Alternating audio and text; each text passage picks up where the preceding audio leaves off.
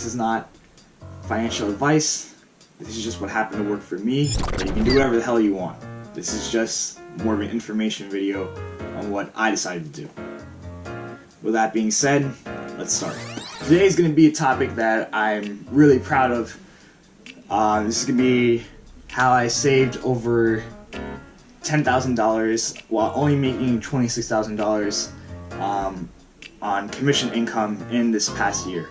So in the state of New Jersey, $26,000 is actually considered below living wage. The reason why I mention this is because I believe that the method I use can be used by anyone, especially if you're making at least anywhere between $40,000 and up. So I just wanted to put this video out to show that even if you don't make a lot of money, it's actually possible to save a lot of what you make, especially if you're young and you live at home. Here's the different steps that I used in order to save this $10,000.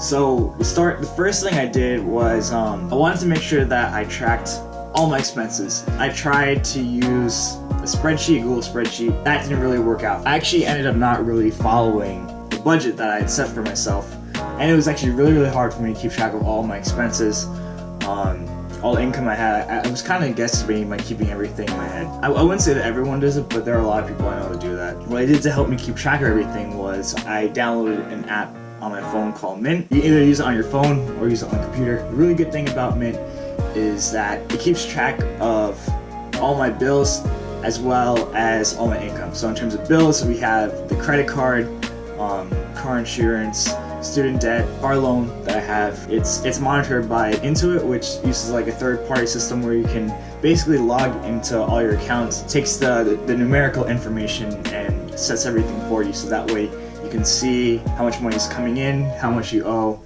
and how much you've spent, stuff like that. You can also put in your bank, any other brokerage accounts that you might have as well. That's what's really good about it. It compares how much you're spending versus how much you've earned. Actually, my initial goal was only to save $200 a month, because that to me that seemed reasonable. It would have been $2,400 for the year. Obviously, with me making this video, because I saved over $10,000, I blew that out the water. Obviously, my mindset has changed when it comes to saving and how I save.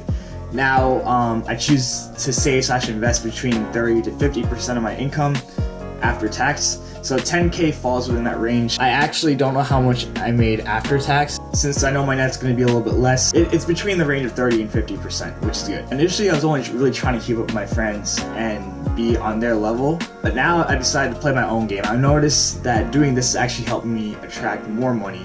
So the important thing is, once you decided on a budget, you want to actually make sure that you monitor yourself. This is easier if you have full-time income with steady hours. It becomes a little bit tricky if you're a trainer like me that works on commissions, but it is still very much doable. So the second step that I took was during the summer, where I actually moved my money to an online bank. There are online banks such as Ally, Wealthfront, Goldman Sachs, which offer anywhere between 1.7 to 2% plus annually versus your regular brick and mortar bank, which is going to give you way less than that. It's like 0.05%. I mean, everyone knows when we keep our money in the bank, we don't really get that much from it. But at least if you put it in one of these online banks, you can get a little bit more back. It's still less than inflation. Inflation is about 3%. It's a pretty safe investment because all of the banks I just mentioned, there are more out there, but the ones in the US, they're all FDIC insured between $250,000. In Wealthfront's case, it's $1 million. So you really want to have that just for security purposes. I decided to keep my brick and mortar bank for instances where I need cash. There are other ways around this. You can open a brokerage account like with Charles Schwab, for example, where you can withdraw money and have your ATM fees waived to collect your cash. If you have a brokerage account, this will probably make more sense. If you don't have a brokerage account, usually with brokerage or investment accounts, there's a core account where you hold your money before you put it into any sort of index fund, mutual fund, or stock, or whatever ETF that you're gonna buy. So the thing about like Charles Schwab, for example, when you use their card to withdraw money from an ATM, they waive the ATM fees for you, so that way when you take out your cash, you're not like losing any of it. Usually when you go to an ATM, you have to pay like a fee to withdraw money.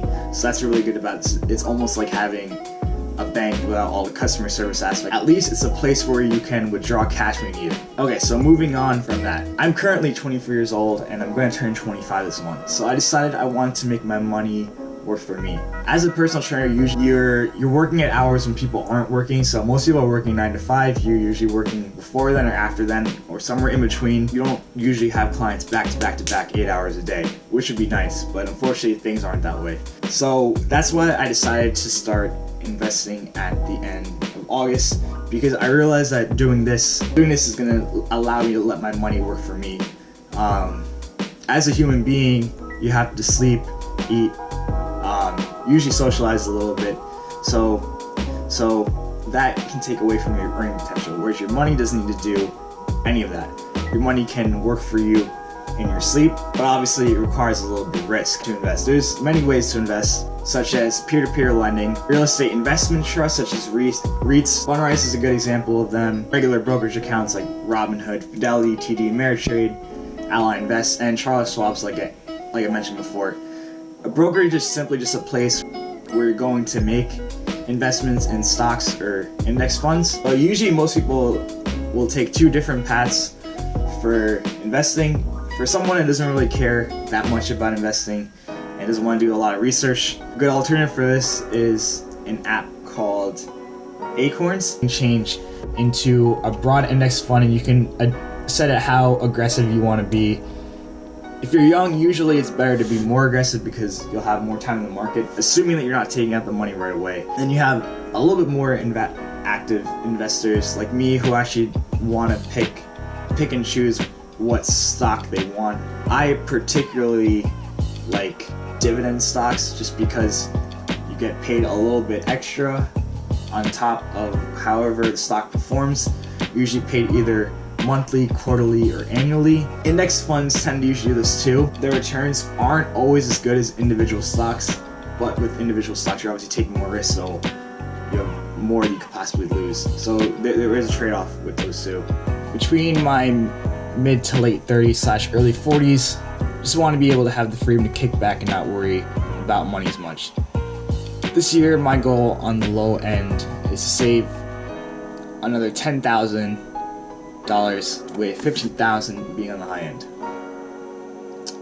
I want to be able to keep doing this until I'm able to save $25,000 per year during a 10 to 15 year lifespan so that I can live the life I've always wanted to live. This is a vision that's difficult for most people to understand because we live in an age where everyone just wants to flex as much as possible.